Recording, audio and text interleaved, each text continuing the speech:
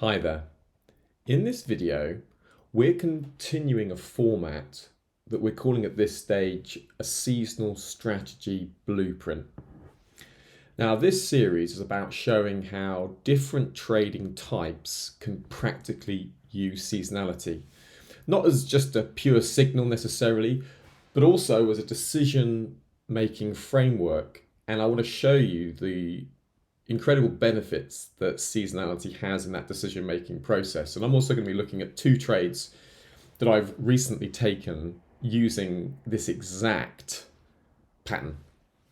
And today we're going to be focusing specifically on the swing trader. So what do we mean, first of all, by the swing trader? Now, a swing trader typically holds positions for several days through to several weeks. And the swing trader's focusing on directional moves, not sort of intraday noise. And what a swing trader does, they combine the overall technical structure, usually of a higher time frame chart, like the daily or the weekly, and they're looking at that structure within the broader market context. They care about risk-adjusted returns, and they're not looking to be constantly involved in the market. And for swing traders, the biggest challenge is not finding setups per se necessarily, it's just timing them within the right market environment, and this is where seasonality gives an edge. Now, the primary role of seasonality for a swing trader is validation. You hopefully already have the technical setup, you've got a trend or a range structure, you've possibly got a macro or sentiment bias, and seasonality allows you to step back and ask, is this trade aligned with how this market typically behaves at this time of year? Now, this is my favorite way of using seasonality. You can just use seasonality on its own as a standalone basis, but for a swing trader, you're looking for those factors: the technical setup, the macro bias, the proper market structure, and then the seasonality can just give you that final little edge of conviction, which is how I really like to use this way of trading using Seasonax. And it just helps your conviction. Holding trades just becomes psychologically easier. You're less likely to exit early due to noise. And also the historical moves in the pattern help you to know when it's sensible to take profit and when you should be trailing your stop. And seasonality also helps swing traders discover trades they may not otherwise be watching. Instead of starting with a chart, you can sometimes just start with the history. You can look at these strong seasonal patterns like this one in gold here. Look, 88.89% of gold upside as we come into the year end. What a fantastic seasonal pattern there is. You can also build a watch list. You can bookmark your patterns and create a watch list of all the seasonal patterns that you're looking at and go through them in one list. You can see you can just keep those patterns here, and you can go through them when they're relevant, and you can see really interesting patterns that you can just bookmark like this, and you can go into them at the relevant time of year. Now, this is where I'll show you an example of gold. It's a recent swing trade that I took. Now, gold really stood out to me coming into year end. You can see average return of 2% and the maximum gains. A number of times gold was rising over 2%, 2016, 17, 18, 19, nearly 2% in 2020, and over 1.5% for 2021 to 23. So significant gains, and the downside was very limited. The maximum drawdown was 1.98% during this period, and the maximum loss was 0.48%. So seasonality was really supporting my directional bias for gold. And gold has just been in this wicked uptrend. Lots of central bank buying, lots of geopolitical risk, lots of concerns about stagflation, lots of demand for commodities, silver, copper, gold, all benefiting from weaker dollar expectations coming into year end, Fed easing expectations. The particular macro bias is not relevant going on, but this is relevant how I make the decision. And then it was simply a question of, well, I saw a nice price action signal here. You can see in the near term, high highs, high lows, high highs, high lows underneath this overhead structure. But it was this point here where I had a minor false break of an inside bar here on the daily chart. And this was the trigger for me to go long. You can see minor false break, near-term trend line, potential symmetrical triangle pattern forming as well. And on balance volume pushing higher. And as soon as I saw that minor false break, that was the trigger to enter. And entered in, you can see, just on 16th, 17th of December. And if you look at the seasonality from 17th of December, into year end, you can see great winning trade percentage, average return of 1.60%. And that validated the environment for gold upside, right? And see, broke over that highs. And once we've broken over the highs, technically, you can see that that's a breakout pullback example. I was also able to use this on a intraday basis as well. Using the swing trading outlook, was able to enter it with a $5 stop here, just taking out those highs. And you can see that was a swing trade on a intraday entry, and you can see the risk reward is, what is it? Yeah, it's 26 to 1 on that. Which just goes to show you what is possible. And that seasonal pattern just giving me the conviction to hold. Right? And for swing traders, seasonality is just an underrated risk management tool, because by studying historical data, you can see, what's the maximum drawdown? When's the times when the trend tends to stall? Or you can also see windows where volatility increases unexpectedly.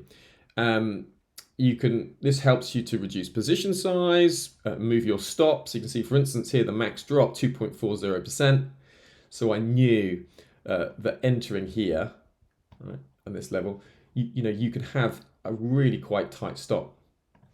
From a historical basis, you can see that price had never gone more than 2.40%. So your stop could quite happily be placed underneath that trend line here, right? Just around this level. You can see, okay, underneath that trend line, in the last decade, gold has never gone down more than 2.40%. So you can see your stop. And for me, I just used a mental stop here because I was taking a trade without any leverage. So it's just a non-leverage position on my portfolio. But here's your mental stop. Go back under 4,200, then something's wrong. And again, seasonality helped with the stop. You see, because that's the maximum drop. And then you could even look at it more effectively and say, well, look, what's the maximum drop when it's still a profitable year? That was a negative year, but the maximum drop when it's still a profitable year was 1.06%, and it was still a profitable year. So you could have said, well, actually, I'm going to have the maximum drop when it's still a profitable year. And you might have said, well, I'll have it here because 1.0 there, I could have a tight stop underneath there. And that would have made sense structurally because you've got this false break. You see, the false break of this, not quite harami. It's just an inside bar structure. So your stop's very tight, and already you can see got a couple of positions on that, and you're 22, 21 risk reward. So you don't need to have very many swing trades like that to make it all worthwhile. Here's a second example of a swing trade that I also used. Again, very, very simple basis. Now, for me, it was coming into year end, right? Platinum, again, very strong seasonal bias. Average return 3.74%. And if you extend this pattern out, right, you can see, right, average return 7.17%, with some outside return 2020 of like 23, 24%, right? And the maximum rise, the whole period about 27%. So the outlook strong. Platinum tends to gain in at that first quarter of 2026, mainly because purchase managers purchase platinum for the rest of the year, and they tend to make those purchases at the start of the year, and it's just a natural seasonal cycle that the platinum's in. So again, very, very simple trade for me here. Right, just looking at this very simple trend line break on the weekly chart. You can see that platinum, aggressive trend, flag pattern, bull flag pattern, breaking higher, hits target. Bull flag pattern. Should we go again? Let's do it. Right. So here, using the technicals, the flag pattern. It's not the best flag pattern, but it'll do. Right. So you can see here 23.90%. That will be your measured height of the flagpole. We've got the breakout here. So I got in on this level, and you can see you hit target technically. And I've just taken profit at the time of making this video. And the reason I've taken profit is because we've just moved up here and we've hit into this monthly resistance level. Okay. So for me, okay, I'm going to take what I've got, and this is how seasonality helps me. See, because a measured target, you've outperformed. You can also see from this area, the 8th of December, right? If you look to the 22nd December, you can see that that is now, from 8th to 22nd December, is like a 26% gain from the 8th of December. Now, if you look at here, 8th of December through to year end, right? That's massively outperformed, you see. You know, the maximum rise we've had in the last 10 years is, where is it? Maximum gain 8.83%, and the maximum rise of the pattern, of the kind of pattern at any point, was 10.90%. So now go and have a look at platinum, right? And look, from the 8th of December, let's say you got in, you know, right at those highs there, 24%. So I've already kind of doubled the maximum. So for me, technically, hitting into that area, doubling the maximum gain that seasonality shows you, right, during this period from the 8th to 31st, right, I've more than doubled the maximum gain, and I've nearly tripled the maximum profit. What was it here? 8.83%. I've nearly tripled that. Fantastic, right? And you see platinum help, you know, the seasonals help me. And again, you look at the stops, the maximum fall was 5.36%. So that really helped with stop placement.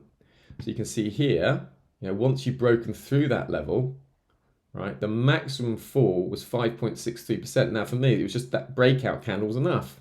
Breakout candle, and if you look at it on the daily chart, you can see here, holding above that trend line, okay, you know, you can just have your stop underneath this swing point. If I went back into that area, I'll begin to think. But otherwise, look, price holding above the 100, 250 exponential moving average. You know, seek high highs, high lows, high highs, high. We're clearly trending higher. Got rejection of the 50 exponential moving average 1, 2, 3, 4 times. And then breaking over that trend line on balanced volume rising high, using that as a proxy for volume in the CFD market, right? Great. So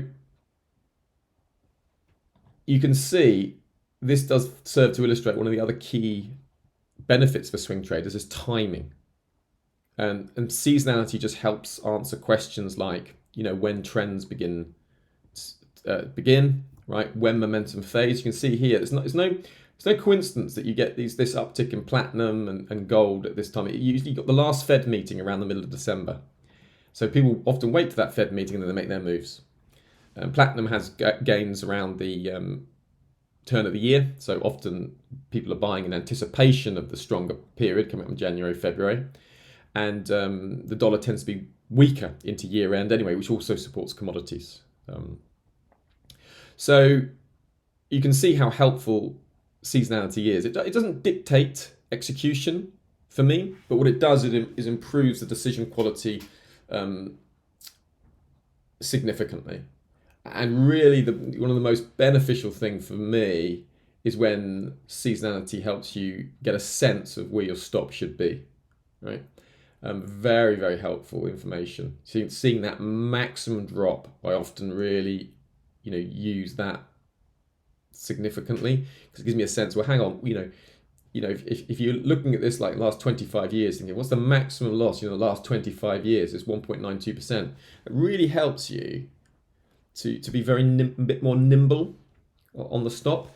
And that doesn't preclude using tools like the average true range, using that as you normally would based on present volatility. But this gives you an indication of historical volatility as a whole data set. So it's incredibly useful. And you can see how that helps you with your conviction as well, and helps you hang on, that is the right kind of stop placement. So the takeaway for swing traders is this: seasonality is not about prediction, it's about the context, probability, and the discipline. And used correctly is going to help you trade in alignment with historical behavior, reduce emotional decision making, and improve consistency over time. So if you want to apply this for yourself, explore these ideas directly in Seasonax, and you can test seasonal tendencies on your own markets, combine them with your existing swing strategy, and then you can start building your very own seasonal strategy blueprint. Because the goal isn't to trade more, it's to trade better with history on your side.